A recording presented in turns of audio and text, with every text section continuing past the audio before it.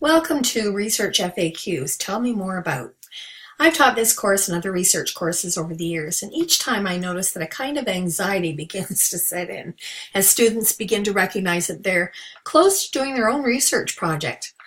As committed educators, they want their work to mean something in terms of practice or policy, but are also beginning to recognize that research is a very complex and kind of lonely work. It's their question that they will explore. They will choose how they will explore it. They will write it up in a way that is public, and they are accountable for the results. This can feel a bit like jumping into the abyss and not being entirely sure that their parachute will open if that becomes necessary. Well, I want to talk with you a little bit about some of the questions that have come up in this course, and I hope to not only allay your fears, but encourage you to jump off that cliff with abandon. Because my experience is the view is great, you'll learn a lot, and your parachute will definitely open. One of the biggest concerns expressed in many of the various venues where people have asked questions about research is around the credibility of your research, and there are three main sub-themes at the heart of that concern. First is your credibility as a novice researcher, and I think it was the Patton article that set this off more than anything. Patton talks about credibility as coming out of the credibility of the researcher, which is proven, and I'll put that in quotes, in academic circles through processes such as peer review. For example, in the edited book I've been working on, the author's work was first reviewed by us as editors and revised, and then when it went to our own outside reviewers, and then it was revised based on the feedback, then was reviewed twice by the publisher's reviewers, and then revised again. This is similar to the process you will engage in, and you're currently engaged in a way, in which your work will be reviewed by your instructors and revised throughout the process, and the end product will likely be revised again until it's satisfactory to your professors and to you. In other words, it's a process of shared knowledge, review by experts, and revision until satisfactory. And that is what will enable you as a novice researcher to have credibility in terms of the work that you finish up in this whole program. Second, some of you knowing that your research project will likely use a qualitative methodology and methods express some concern that this will be credible. Or should it be quantitative, because that might have more credibility? This is fair, but this isn't a new question. It's a very old question, actually, in the field of organization and leadership studies. So I'd like to turn to Greenfield. Well, I will in a moment anyway, but in the meantime, before I do that, there's been a long, vigorous, and rigorous discussion about the credibility of qualitative studies.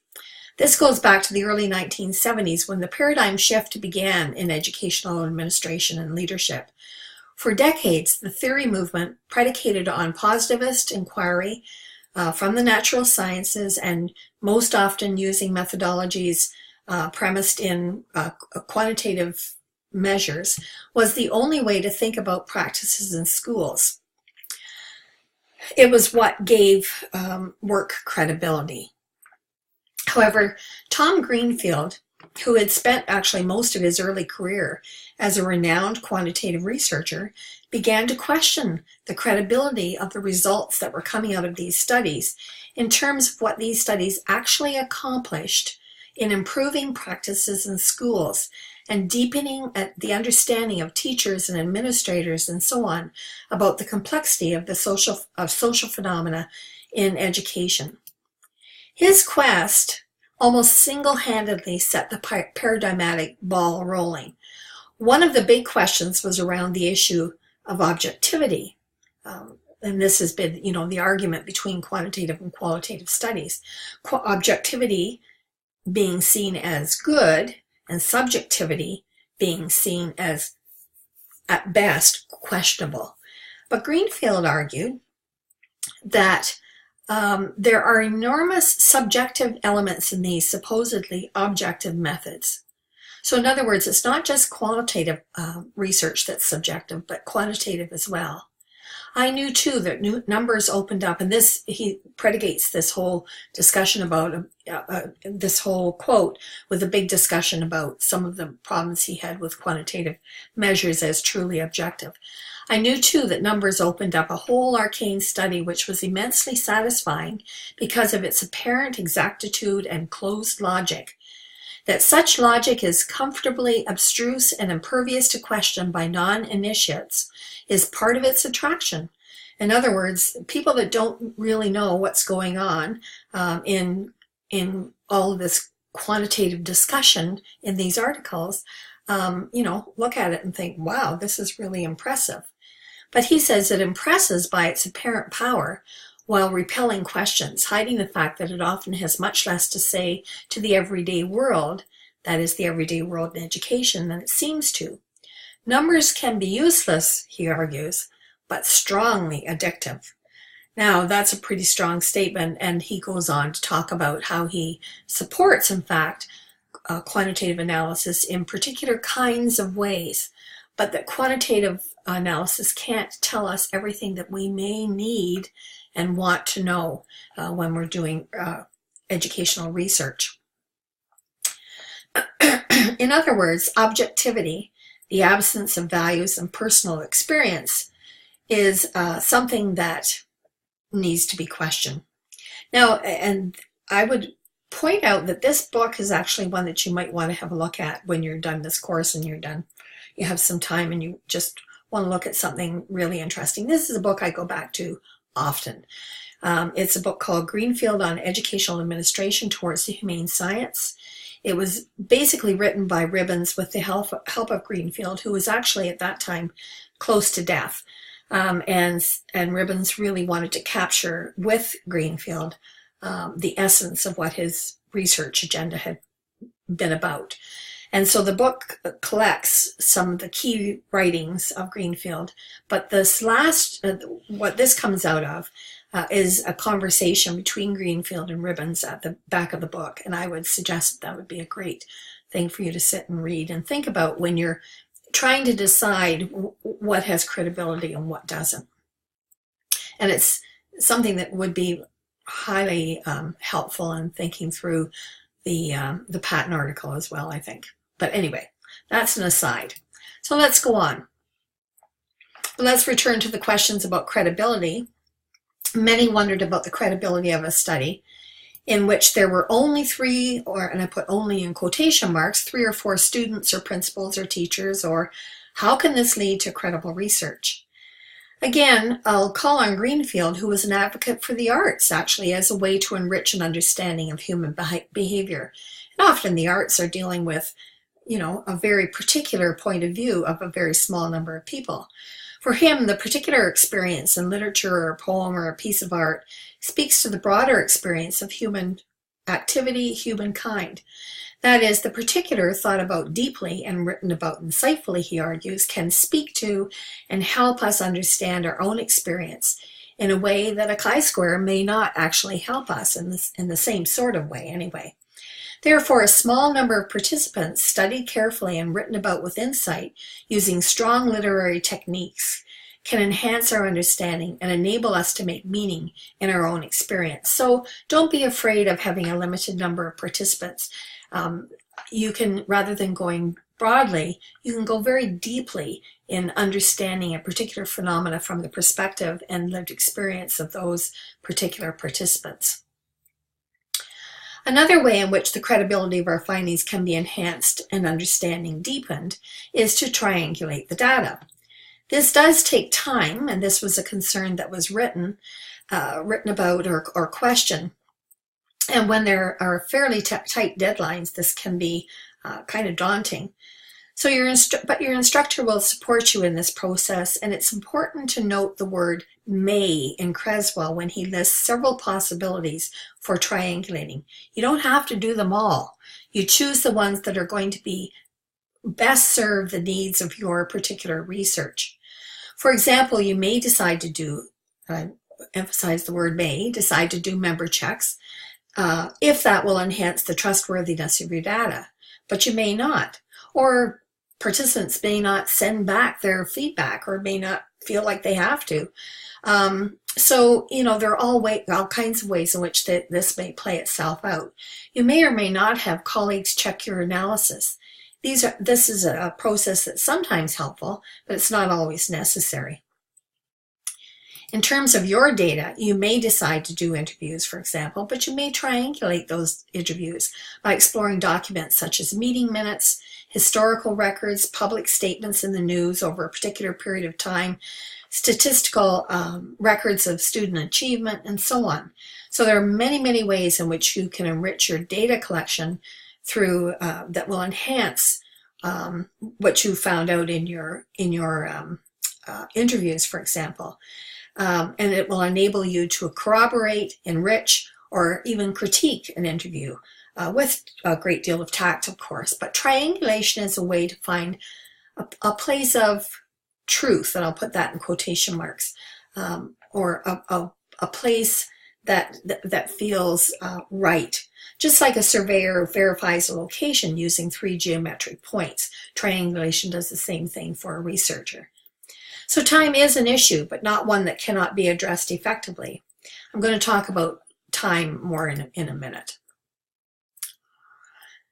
The other question that was raised is this kind of fear of bias, and this is one that came up actually quite often. One person asked, how can I turn it off? And the truth is you can't. And another way to think of bias is what researchers think they know based on their belief systems and life experience. We think we know all kinds of things, and we act in the world based on that belief. But all researchers, whether working within the qualitative or the quantitative paradigm, bring those biases, what they think they know based on their belief systems and life experience, to the research as well, just like we do in everyday experience. The question then is, how do we bracket our biases so that they leave room for new understandings? First, it means recognizing what our biases are. For many of you, they became visible in your tentative search for a research question. You wrote it down, and that revealed some biases that you already had about that question. So you kind of unpacked it a bit and worked with it and reworked it. We often begin with what we know rather than what we do not know. So, and what we do not know is sort of the point of research. So it's a matter of taking the time as we read the literature, do our lit reviews, explore what we think we know, and being open to a deeper understanding of what the real question is that needs to be asked and what our biases are around that question. So be patient and keep working at it. It also means that we can identify those areas of our experience that will enhance our understanding of the question, while always calling that experience into question. So being self-reflexive, calling our experience and beliefs into question, and listening with openness to other understandings of the phenomena as revealed in the literature, as revealed through interviews, as revealed through document searches, and so on, we are examining is how we can deal with bias realistically and fruitfully. And of course, our own experience is something that will enhance our research. So don't be afraid of that. That will actually be something that will assist you. Next, we'll look at questions around the kinds of resources that are important to the research journey. Where and how we can find resources that will support our research you're already well aware of, and that's the library. Get to know your library resources that are available on the U of A website. Use the chat line that's available on the U of A website and on the library site. And if possible, get to know the librarian. When you're here for a summer course, for example, go to the library or set up an appointment with the librarian and sit down with them and talk with them. Take the classes. They're the most helpful people around, believe me, and they really love helping students use the resources that are available. That's what they're there for, and they like doing it. It used to be that the only way to access those libraries was by physically searching the stacks. But now so much is available at our fingertips, as long as we have a decent internet connection. U of A has tremendous resources, so if you're not using them fully, learn how to do so. Take a class, set up a one-on-one with the librarian, and you'll be glad you did. For example, they can show you all the tricks for doing a search that turns up the information you want by learning to choose keywords that work and how to do a Boolean search, and all of that kind of thing. For some of you who haven't found a lot of literature on your topic, you may be wondering what to do if the resources seem to be limited. And, of course, talk to your librarian here as well. But one trick is to use the reference lists of the articles that you do find. You may find that certain authors' names keep turning up on 2 or 3 articles that you do find. So that's an important clue that this is someone you should know more about.